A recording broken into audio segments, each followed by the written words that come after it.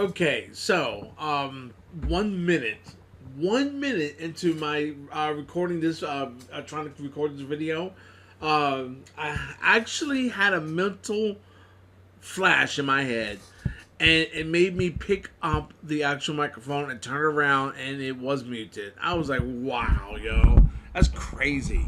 Okay, because here's the thing, all right, and you gotta look at it from my logic. Okay, all right, I have to rechange the method of me grabbing a microphone. Okay, I gotta make sure I grab it on the sides and not wrap my hand around the device, which is what I want to do because of it. It lowers the risk of me dropping it. Okay, all right, and I'm not kidding. And who decides to put a mute button on the back of the mic? Guys, it just boggles my mind. Okay, so I'm just like, you know what? This mic is good. It's really starting to get on my nerves. All right, yeah, it did solve the problem, and right now it is still solving the problem of the previous mic. But now the problem that I'm having is, you know how you lift your monitor up straight up in the air vertically? Well, mine only goes at the height where the taskbar, all right, that is hidden and eclipsed from the microphone wherever the microphone is sitting. Okay, so I'm afraid to touch it and move it because obviously I'm going to mute the microphone. All right, so so I got to make sure now that edge, I can't see it unless I kind of lean forward and extend my neck like a turtle. All right, and look over the microphone. All right, so yeah, this mic's got to go, but hey, it's still serving its purpose, so we'll leave it at that. So now, we have a problem, ladies and gentlemen, okay? And you're always going to have problems in anything you do in life, okay? Problems and obstacles are just part of your path, all right? It's unavoidable. It's inevitable, all right? And you'll start realizing that as you become anything in life, okay, especially when you're walking a direction or have a destination to travel, okay, you will quickly become a problem solver, okay, because that's all that happens. Obstacles are problems, and problems come from every direction, and they're unexpected, okay? So you the problems, your first problem happens, your second problem happens, your third problem, and by now you're starting to create fear, okay, of these problems existing, and that's the wrong thing. And even in my book, I talk about fear, and we will have a video about fear, but not today, okay. So now, our problem is EIGRP, okay. So we have several problems, okay, which are obstacles. First of all, my fast Ethernet ports, okay, are not working on a few of my routers. Meaning that I want to have router 1 hooked to router 2 hooked to router 3, and router 3 hooked to router 4, and I can't do that in completion because of the fast Ethernets. Okay, that means half my interfaces, or I should say half my links, are inactive. Okay, all right, they don't work. Okay, and as I was sitting there thinking about it, I was like, why? As I'm trying to do this, okay, I'm chalking it up to Murphy's Law. Obviously I'm trying to do this, and I'm trying to stay busy and trying to redo my studies, and all this bullcrap stuff is happening. But that's not the case. As I reflected back into the past, do you realize as long as I've had these routers, I've never used the fast Ethernets? Okay. The whole purpose, remember I did a show interface, and it showed up the network module asynchronous serial ports, okay? So let's actually go. Yeah, I gotta move over to the right hand side so I can see the actual Chrome here because of the microphone. And now I'm afraid to touch it. I like to move the microphone out of the way, but seriously, I'm afraid to touch it. So let's kind of like lean over here and bring this over here. All right. That's a hindrance. I mean, think about it. All right, whoever designed the microphone, it's just not cool, man. So hold on. Cisco AS Oh no. NM, which is network module, asynchronous, A AS 8AS. That is this bad boy here. Okay. Which seems to be Amazon. Okay. Which is cool. Okay. All right. Hang on. I got a little alarm that's gonna beep 2 more times.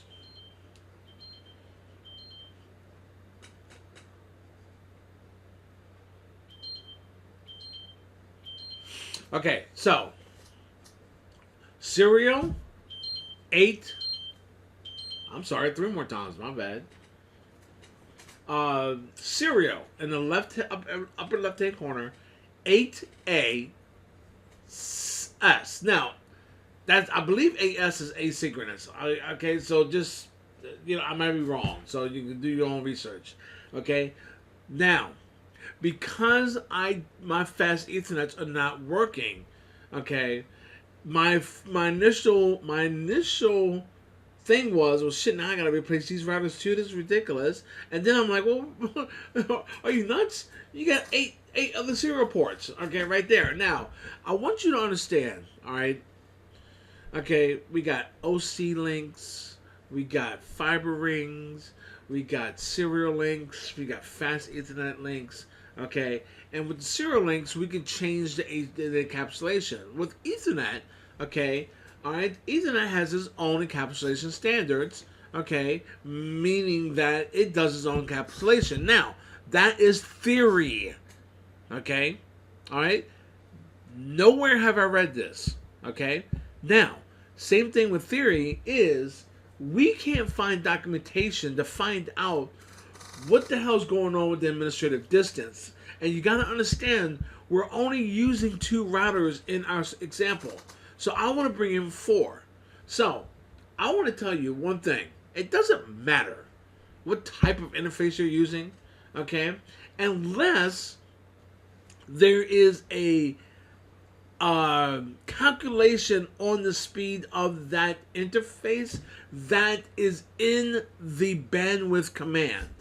Because remember, okay, even with serial links, all right, the speed is the speed. Okay, the only way to change that speed, okay, is going through quality of service and things of that nature. All right, unless, okay, we're doing like with serial links, clocking. Okay, we could definitely change the speed there with the clocking. Okay, but you gotta understand, it does not matter what type of interface you're using. Who cares? The algorithm is going to work the same on every interface. EIGRP is going to work as EIGRP does. It doesn't care what type of interface it goes down, okay? Except for reporting aspects, meaning that a serial link is going to be slower than a fast Ethernet link, okay? So the metric that we calculate over a serial link is going to be higher, okay? All right, so that's the only difference, all right? But an interface is an interface. Up and up status is up and up status. Okay, who cares what it is? But you will have interviews where like, well, do you have experience working with OC links? Okay, who cares? All right, because whatever I don't know about OC links, I'm going to learn while working with you. Okay, just because I don't know it today doesn't mean I can't learn it tomorrow. All right, and there is a mentality there that most interviewers will have on you, like, oh, well, we're looking for someone with SD-WAN experience. Okay, all right. So you're not going to hire me because of that. That's fine. But you know what? The next person will, and they'll even give me training, okay, or even pay for training for me to learn SD-WAN, or okay. If they don't, I'll pay for it myself. All right? Either way, okay, the second person who hired me, their focus wasn't the fact of if I'm capable of learning. Okay, I have a CCIE. So in their minds, okay, all right, we know you're capable of learning. Okay? We know you're capable of actually sticking it out until the end as well. All right? So that's one of the benefits of having a CCIE is the proof to yourself and others' perception of you that, well, okay, you're capable of going the distance. And it's true, okay? All right, in a lot of ways, it's an underlying character that sets you apart having that certification. Okay, and I'm telling you, it benefits me more for myself than it does from them, from me to them. Does that make sense? Because it's my pride. All right, and anytime I doubt myself, I go back and I'm like, dude, come on, man. All right, you've been doubting yourself the whole time through your CCIE, and look where you're at now. All right, so that is internal fuel that never goes away. All right, so I would have never experienced that without going through it, and I would have never known as a CCIE candidate, meaning actually going through the journey and through the process of trying to become a CCIE. Okay, now I'm going on to a rant, and now I'm forgetting what I was talking about. Okay, so nonetheless, the interview. So remember, okay, all right, we're in a world where, and I want to say this: the person who thinks perception is reality is the person not living in reality. Okay, all right, hang on, my thing is beeping again. Ow.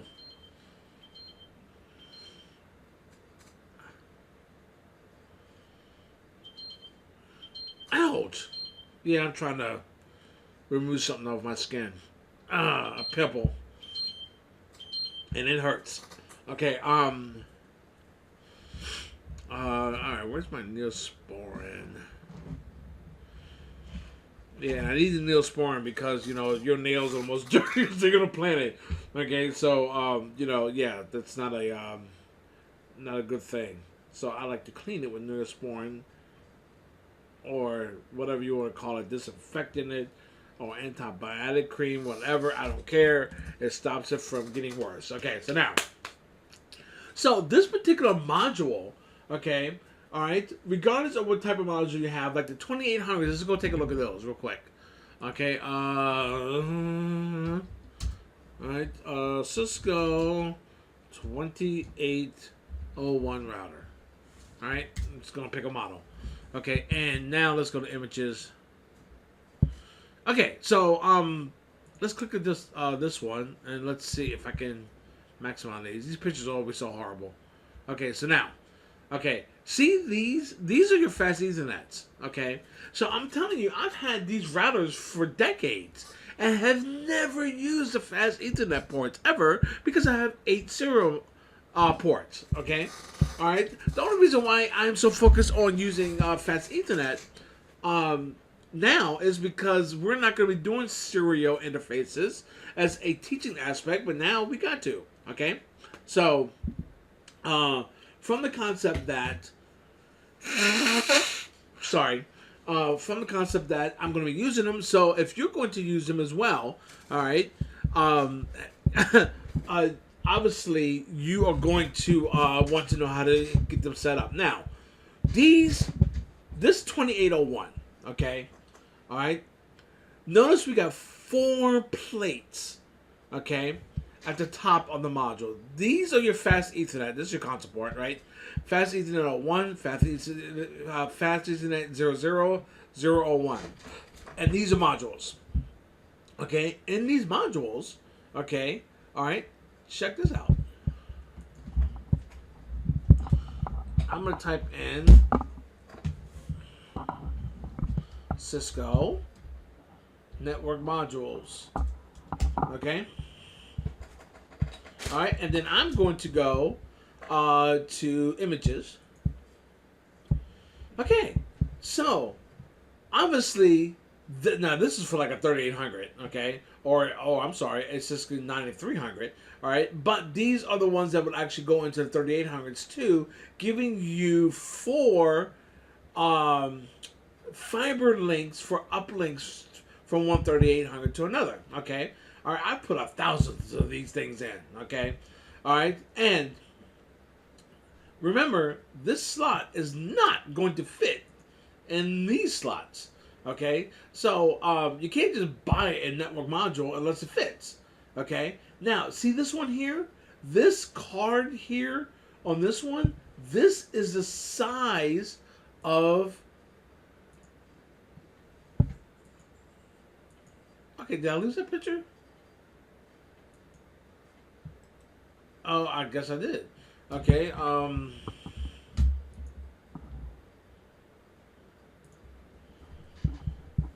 that slot is the size of this bad boy here, okay? So they will fit in the same slot. But, okay, that's not the size of the slots that I'm showing you, okay? So let's go to a Cisco 2821, okay?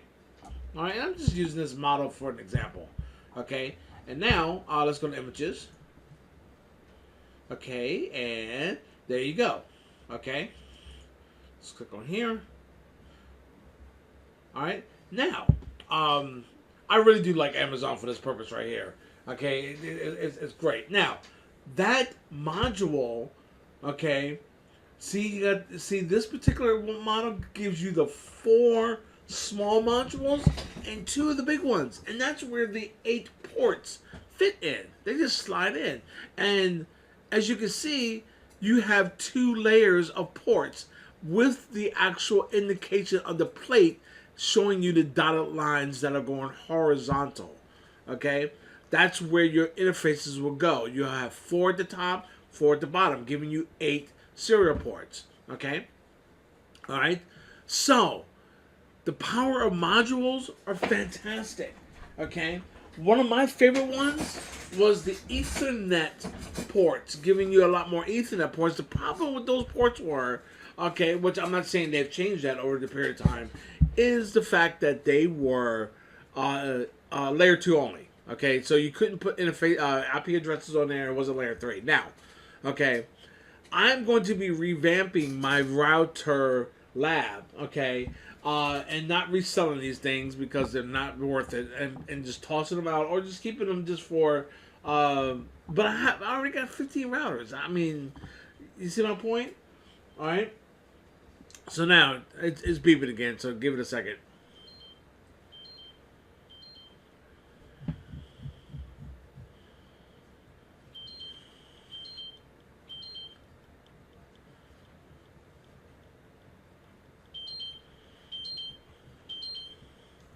Okay, so 2 things I'm going to teach you. First of all, 1, when you get your physical lab, do not, under any circumstances, listen to the CCNA, CCNP, CCNE lab, okay, bundle. Okay, these people who are creating these things don't have a clue of what networking is, nor do they have an idea of what these damn routers do, nor do they have an idea of what features they have. So they have no idea if this particular router will handle everything on that blueprint that you needed to handle. That's your job. Okay? All right, these people are just people who are trying to sell and make a dollar bill, okay, by putting in their CCIE bundle, okay? All right, they don't even know what a bundle is. They're clueless, guys. They make their money selling routers that they get from other organizations that are tossing them because they have done a network refresh or the equipment has been replaced because of end of life, end of sale, end of support, whatever. Okay, or the fact that it's just bad. All right, it's giving them issues. It keeps failing, and you're buying this crap. Okay, thinking that is what you need, but have no illusions. There is lots of crappy routers in my possession. Okay, but is it crappy enough that I can't learn anything from it? Or is it just crappy enough like one interface won't work? Or, okay, now you gotta understand, when an interface doesn't work, like the problem I'm having now, I got 4 routers and only 2 links at work. Okay, the physical links between 2 routers, okay, I'm trying to have a daisy chain of routers, okay? All right, going in an actual loop. That's 4 links, and only half of my links are working. Okay, that's bad, but it's resolvable because every one of my routers has that 8 serial port module in there, and I can just use those.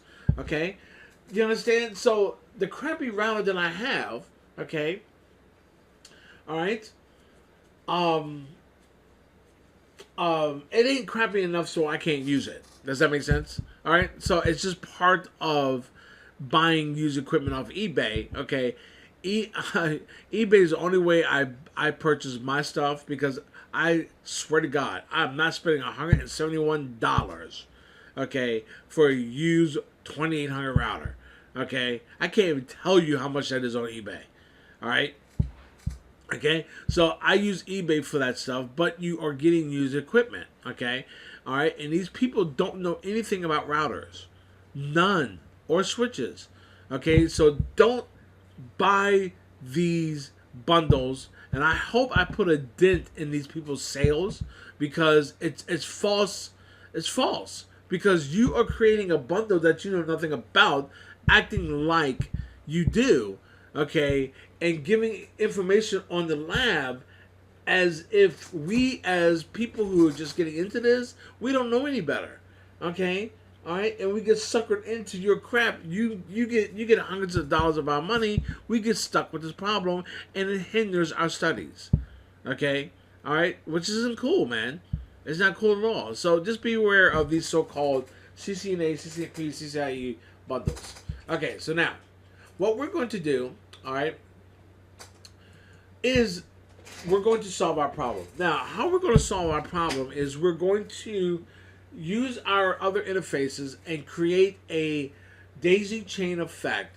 Router 1 hooked to router 2, router 2 hooked to router 1, and router 3, and router 3 hooked to router 2 and router 4. Okay? All right? And we're going to start off with router 4 and then go to router 3 and router 2 and router 1 and take a look at the feasible distance. So what this method is doing is I can't find the documentation to give me the right answer that I want. So now I am going to find my answer by what the router is telling me. Okay, with show commands. This is a powerful tool. Okay, all right. This is how we do this. All right. If you're not doing this, you are causing yourself an injustice of knowledge. Okay. This is what your job is as you're learning this. This is what we do. Okay. All right. And a lot of people that I've seen in their studies don't do this. If they can't find the information, they just skip on to the next one.